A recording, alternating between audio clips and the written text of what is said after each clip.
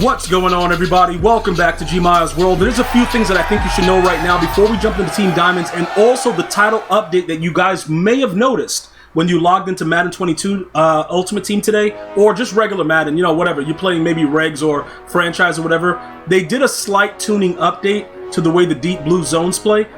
So what I did was I tried to experiment with some of the things that, you know, based on what they told us what was going on. So I've already started to readjust what I was doing. Earlier, what I did was, because they said the deep blues are going to play better on the outside, I thought, you know what? Because Cam Chancellor in the 4th slot, he gets deep in KO for one. You know, maybe we go with this and see what's happening. I showed you guys that yesterday because they told us that the patch was coming, so I adjusted all my defense to put, you know, to be able to play cover 3.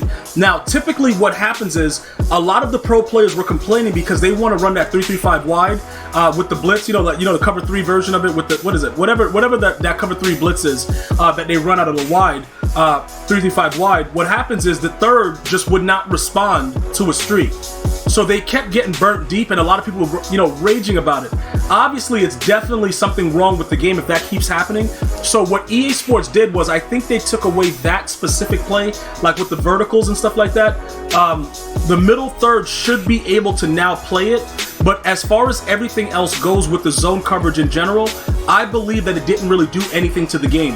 The players still respond the same exact way. There's no change. For those of you guys that's been playing Madden for a while, they've patched this game several times.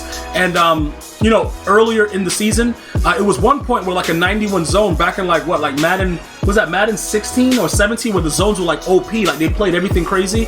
So the capability is there, although we are on next gen. But I just believe that the way that the game is playing right now, we need to figure out how to adapt to it. We have to figure out what really works, what doesn't work, and how we can figure out together, you know, to make our defenses play the way they're supposed to. Because if we keep doing what we're doing and trying to, oh bro, EA patch this, patch that, you guys are getting to see, because I'm leaving it on display for you. A lot of things gameplay wise that goes on with the game, it really doesn't get fixed. So because it's not getting fixed, you can't keep, you know, oh bro, they got to do this, they got to do that, whatever. No, they're not going to do that. So it's up to us to figure out what we need to do in order to make it work. So with all of that being said, right, and the fact that Team Diamonds are coming out, those Team Diamonds being like 90 overall, some of you guys are, you know, pretty upset about the overalls. But again, that is to keep the game at a certain level so that you don't expect much going forward. For instance, right, when you have those in the zone, you know, the strategy cards, remember last year we got +4 zone when we were using like the scheme chems. This is broken. It should be +4 because it's separate cards that have it on it. I don't know what they're doing. It doesn't really matter what's going on, but I'm just letting you guys understand. It's a lot of stuff that's going on in this game that doesn't make it complete. So if you guys are going to be trying to figure out, like, you know, why is this guy bombing me out of, you know, bunch every play? Why is this idiot? Why does this guy run bunch and flip it? You know, why is he flipping it twice? Like, why is he an idiot? Like, bruh, you're going to start asking yourself those questions that you run into these idiots that run bunch. But what I'm trying to explain to you is this. There is a way to stop it, but you're going to have to use zone drops. I hate zone drops. I think that it's the stupidest thing in the game because it's lazy, because we went through so many years of Madden without zone drops and just taking our chances and knowing that we could make our players play where they're supposed to play. And if they have awareness, if they have high zone, that they would go back and see the only person that's open and run with that person. Now they're like idiots. You got to give them an ability to walk out on the field. If they don't have an ability, they'll trip and break their ankle before they get on the field. It's really disgusting. So with all of that being said right now, we have to revamp the defense. I took the deep in back off of Cam. He's going to now be our user again. I will let you guys know this as well. Sean Taylor does not animate at all like Cam Chancellor. We tested that out as well when we put that deep in on him. It must be something about the 6'3" height or better, because he just does not animate. That's a lot of probably that's why Diablo is going crazy. He's also 6'3". He's also a suitable user. He will get up and get it. The 6'2" guys do not really react as users, especially when, you know, the ball's going more down the field. So just keep that in mind. Right now, with the way the game plays though, I will point this out as well. Sean Taylor may get rage sold. I know you guys are going to rage about that, but some of you guys understand where I'm coming from. He's just not as good with the way the game is playing right now. Technically, Ed Reed is better than him.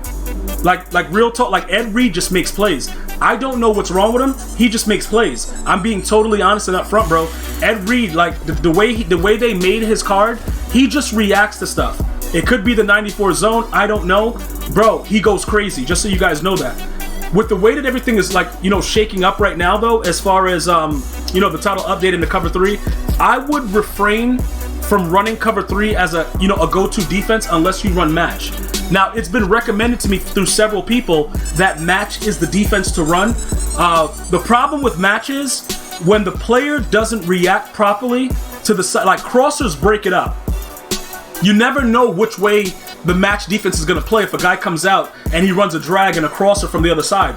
You don't know which one they're going to go with. It's really, really weird. So that's why I don't typically run it, because if your user doesn't pick the right side, everybody's going to be wide open. So the way that defense is being played this year, I'm pretty sure that many of you guys agree, it's very, very difficult to kind of, you know, zone in on one way of playing the game. So what we've done right now is this, right?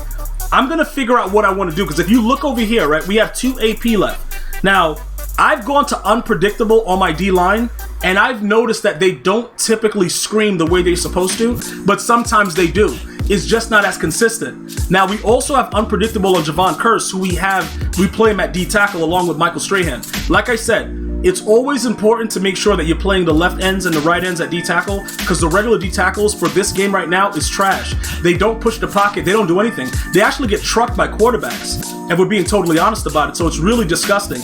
So, with that being said, I have the option right now. Everybody else is going to keep their mid-zone, because does mid-zone, is it like the end-all be-all? No, but in certain instances, it will get you a stop. Certain instances, it will light up, and it'll at least let them drop the ball. They just obviously won't dive like acrobats. Now, some of you guys are saying, yo, Gmia, why don't we just go all back to acrobat? The problem with acrobat is this. You're going to get some lucky animations, and granted, it may be game-changing, but for the most part, what I've been noticing a lot of, I think they kind of sort of nerfed acrobat to where the ball goes through dudes' bodies on a regular now. But again, it is what it is, because I'm willing to take the chance with you guys. That's what I'm trying to explain to you. I'm willing to take the chance. The problem is you got to make sure that you evaluate what you're doing. So look, let me explain what we could do, right? We have the 2 AP left. So we could take off mid-zone off of Antro Roll and Kyle Fuller. But let me explain to you what happens, right? If they dive, or what, like, let's say for instance, they go out there and, you know, there's like a low pass or whatever, Acrobat will make them react without you having to click on. The Acrobat will activate. But if it's like a straight zone play where guys are trying to dot you on, like, you know, a stupid, you know, bunch play, he has a tight end going out in the flat, it's a bunch flood concept stupidness, they will just get dotted. The mid zone will actually be in the area and touch them, and then the ball will drop out. So I understand what you guys are saying, like, yo, Gmia, you should probably go back to the Acrobat. This is what I would say. I would give Acrobat another try. I'll take off the 1 and the 1 off of Kyle Fuller for the mid zone. I'll give them Acrobat, right? I'm willing to do that. After I do that, though, what else is there? Because I'm telling you right now, you got to make sure. Ed Reed and Sean Taylor, I would totally 100% tell you that I think it's necessary for those players to actually have that mid zone or some type of zone, deep out, whatever. Is it going to work all the time? No. And did this title update help it? No. But again, we have to figure out for ourselves what works best. And mid zone, although, like I said, it doesn't play the way it's supposed to, it definitely keeps them in the area. All right, and it also makes your opponent kind of cautious of where they're throwing the ball, because when they check to see what abilities you have, when they see like it's mid zone, they won't go too crazy with it. Some of them just don't care. Most people that play, yo, they don't give a F. They're like, yo, I'm throwing this anyway. But for the most part, some people will pay attention to that. So this is what we're gonna do, right? I'm gonna say we'll take the mid zone off the corners, and we're gonna go to Acrobat. Because the patch did nothing, we at least know that the Acrobats, although they'll dive and do absolutely nothing, that there's a chance that they may get a play or a stop. Especially when a guy hikes it and just throws it to the flat, there's a chance that they might do something. So because of that being a chance, I think it's worth it. So we're gonna try that. Because I agree with you guys, we were talking about this during the live stream. Does it really matter if the corners have mid-zone? Like, if they don't have Acrobat, what are they really doing? You guys may be onto something, but it may turn out that we need another, we might need another ability. You know what I'm saying? We don't, but like I said, we're gonna continue to figure it out, because we can't bank on the fact that EA is gonna actually patch the zones. Get that out of your head. All right. Now, as far as the influence of the Team Diamonds and what they have on this, what we're doing right now, a lot of players are gonna get raid sold. Right now on YouTube, earlier stream we spoke about it. You guys can check out the past, stream from earlier in the day. We spoke about the fact that Derek Thomas is probably going to get replaced instantaneously. All right, so there are players that are coming that are going to be here. Charles Haley, these guys that are going to, help the team with the theme team aspect and get that speed and be kind of savage-like.